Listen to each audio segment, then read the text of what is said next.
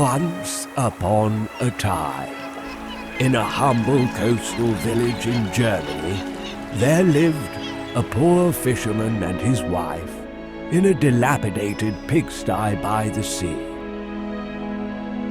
Each day the fisherman would cast his net with hopes of a bountiful catch, yet their life remained meagre and filled with hardship. One radiant morning, the fisherman felt an extraordinary pull on his net. Expecting a great haul, he was astonished to find a flounder, its scales shimmering with a magical glow. The flounder spoke in a human voice, revealing itself to be an enchanted prince. It pleaded for its life, promising no treasures but its freedom. Moved by the creature's plea, the fisherman released it back into the embracing waves of the sea, asking for nothing in return. Upon hearing of this encounter, the fisherman's wife was struck by disbelief and greed.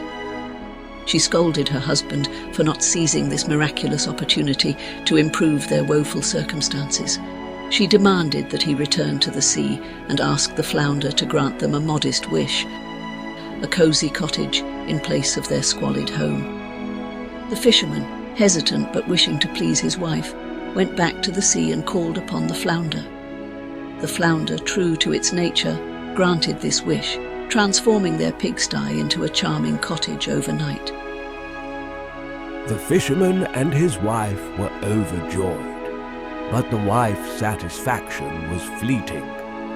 She soon desired a grander life, instructing her husband to request a magnificent castle from the flounder.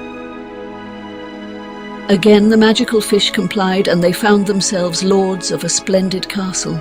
Yet the wife's ambition knew no bounds.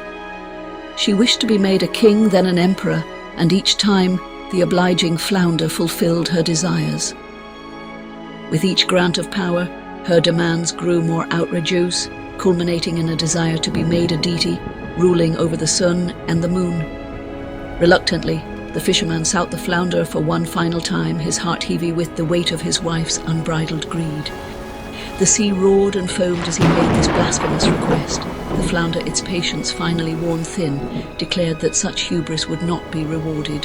It commanded the fisherman to return home, where he would find all as it was before their wishes were ever granted.